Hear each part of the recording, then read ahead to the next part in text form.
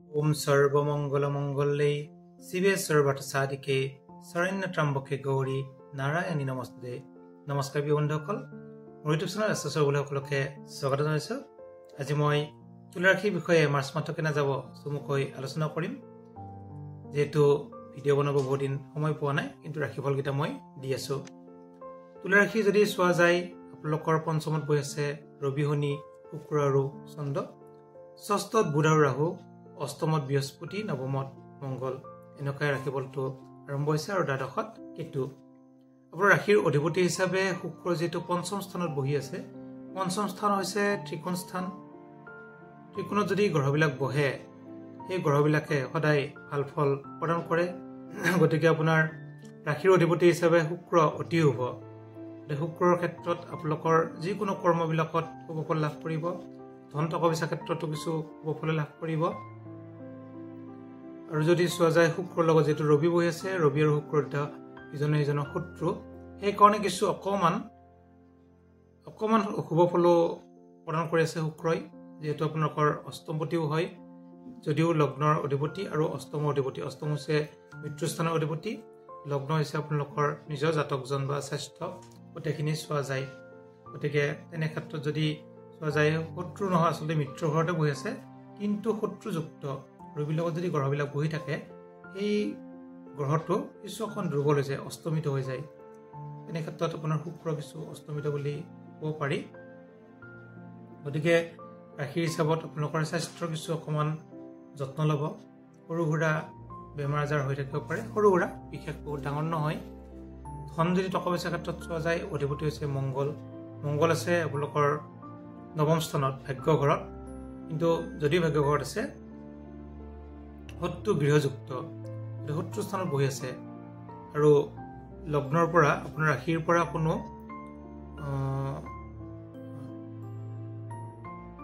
দৃষ্টি নাই, সেইকাৰণে একাদশত শুক্ৰ বহি আছে। যদি দৃষ্টি থাকিল হয় বা কানেকশ্যন হ'ল হয়, তেতিয়া কিন্তু শুভ ফল লাভ কৰিলে হয়। কৰ্মক্ষেত্ৰত অতি শুভ, যদিও কিছু টকা পইচাৰ ক্ষেত্ৰত অকণমান অশুভ হ'ব পাৰে। ধৰক পাব লগা আছিলে, টকা পইচাটো পোৱা নাই, অকণমান লেট হৈছে, এনেকুৱা অকণমান হ'ব পাৰে প্ৰথম অৱস্থাত। তথাপিও মংগল যিহেতু মাহৰ শেষৰ ফালে সঞ্চাৰ হ'ব, সঞ্চাৰ হ'লে যদিও নিচস্ত হ'ব, তথাপিও আপোনাৰ কৰ্মগৃহত বহিব। যদি এতিয়া ভাগ্যগৃহত বহি আছে, কৰ্মগৃহত বহিলে কৰ্মত কিন্তু টকা পইচাবোৰ অকণমান আহিব বা পোৱা দেখা যাব। তেনে ক্ষেত্ৰত আপোনাৰ প্ৰাইমাৰী শিক্ষা যদি চোৱা যায়, প্ৰাইমাৰী শিক্ষাৰ অধিপতি হৈছে শনি, উচ্চ শিক্ষাৰ অধিপতি আপোনাৰ শনি। শনি বহি আছে আপোনাৰ জাতকজনৰ ৰাশিৰ অধিপতিৰ লগত। গতিকে যেতিয়া ৰাশিৰ অধিপতি সেই জাতকজন আৰু উচ্চ শিক্ষা প্ৰাইমাৰী শিক্ষাৰ অধিপতি একেলগে বহি আছে, কানেকশ্যন এটা হৈছে, তেনে ক্ষেত্ৰত আপোনালোকৰ প্ৰাইমাৰী শিক্ষাই হওক বা উচ্চ শিক্ষাই হওক সুনাম অৰ্জন কৰা দেখা যায়। গতিকে সুনাম অৰ্জন কৰাৰ আপোনাৰ এটা ভাল সময়।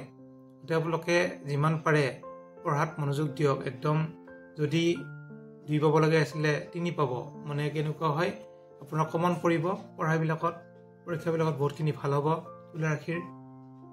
আৰু যিসকল টিচাৰ আছে, যিসকল শিক্ষক শিক্ষয়িত্ৰী আছে, তেওঁলোকৰ কাৰণে অতি শুভ।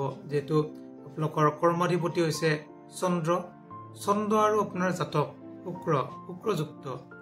যদিও শনিৰ লগত থাকি চন্দ্ৰ অকণ দুৰ্বল আছে, কিন্তু লগত শুক্ৰও আছে, সেইকাৰণে অতি শুভ। পিতৃ মাতৃৰ শুভ বুলি ক'ব পাৰি বৰ্তমান।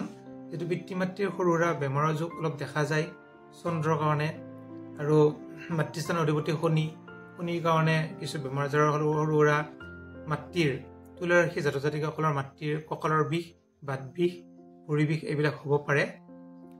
তেনে ক্ষেত্ৰত লোকৰ শনি যদি প্ৰতিকাৰ কৰে আপোনাৰ মাতৃয়ে, সৰু সুৰা প্ৰতিকাৰ, শনি মন্দিৰ দৰ্শন বা এনেকুৱা কৰিলে কিন্তু যিসকলৰ বিষ বেদনা এইবিলাক হৈ থাকে, এইবিলাক কিন্তু কমি যাব। যিহেতু আপোনালোকৰ মাতৃস্থানৰ অধিপতি হৈ ৰবিযুক্ত শনি, গতিকে শত্ৰুযুক্ত, সেইকাৰণেহে আপোনাৰ মাতৃৰ অকণমান বেমাৰ আজাৰ হৈ থাকিব পাৰে। বিশেষ কোনো চিন্তাৰ কাৰণ নাই।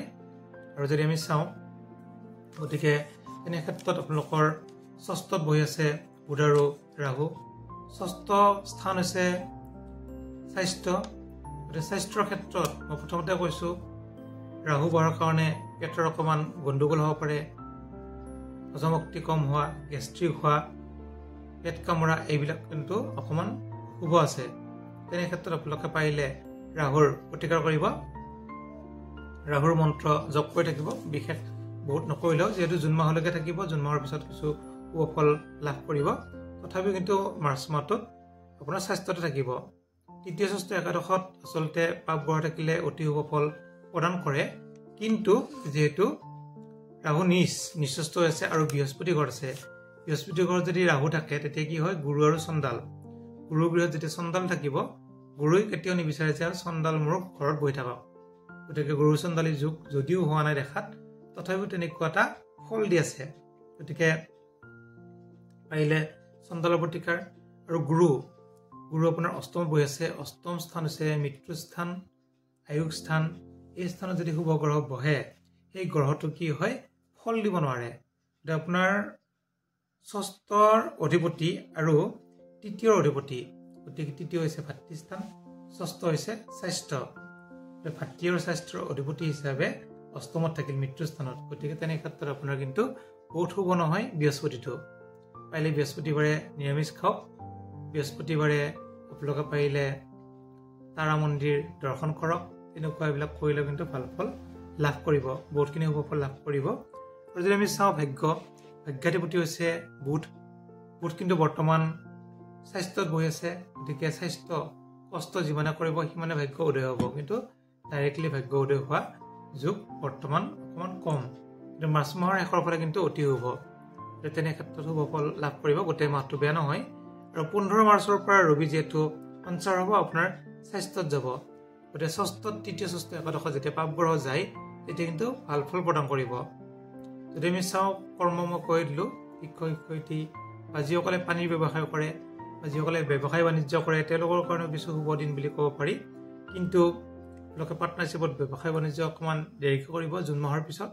বৰ্তমান পাৰ্টনাৰশ্বিপ কৰিলে অকণমান অশুভ হ'ব পাৰে, কিন্তু জেনেৰেল যদি অকলে বেপাৰ বাণিজ্য কৰে অতি শুভ। আপোনাৰ যিহেতু বেপাৰ বাণিজ্যৰ অধিপতি আচলতে সদায় মংগল থাকে, আৰু আপোনাৰ বেপাৰ বাণিজ্যৰ অধিপতিও মংগল, আৰু মংগল এতিয়া বৰ্তমান ভাগ্য গৃহত বহি আছে। গতিকে আপোনালোকৰ ব্যৱসায় বাণিজ্য কৰিলে বহুত শুভ ফল লাভ কৰিব। খেলা ধূলা বস্তু মংগলৰ কাৰণে, অগ্নিকাৰক বস্তু যেনেকৈ গেছৰ চিলিণ্ডাৰ বা গেছৰ সৰু সুৰা বস্তু আৰু ভাল কৰা বস্তু, এইবিলাক যদি আপোনালোকৰ দোকানত থাকে বা আপুনি যদি এনেকুৱা বিক্ৰী কৰে, অতি শুভ ফল লাভ কৰিব। গতিকে দ্বাদশত কেতু আছে, কেতুৰ কাৰণে সৰু সুৰা টকা পইচা অলপ খৰচ হৈ থাকে কোনো কামত নহাকৈ। কেতুই তেনেকুৱাকৈ আপোনালোকৰ টকা পইচা খৰচ কৰা অলপ দেখা যায়। জুন মাহৰ পৰা ভাল হ'ব, কেতু যিহেতু সঞ্চাৰ হ'ব। বৰ্তমান কেতু বহুত শুভ নহয়। দ্বাদশত থাকিলে কি হয়, খৰচ বৃদ্ধি কৰে, খৰচবিলাক অলপ বেছি, টকা পইচা যিমান পায় তাতকৈ বেছি খৰচ হৈ থাকে। তেনে ক্ষেত্ৰত কেতুৰ অকণমান মন্ত্ৰ জপ কৰি থাকিব। বহুতে জানে, মোক মেছেজ কৰি দিলে মই মন্ত্ৰবিলাক জেকিব পাৰোঁ। আৰু যদি কিবা সুধিবলগীয়া থাকে আপোনালোকে সুধিব পাৰে। ধন্যবাদ।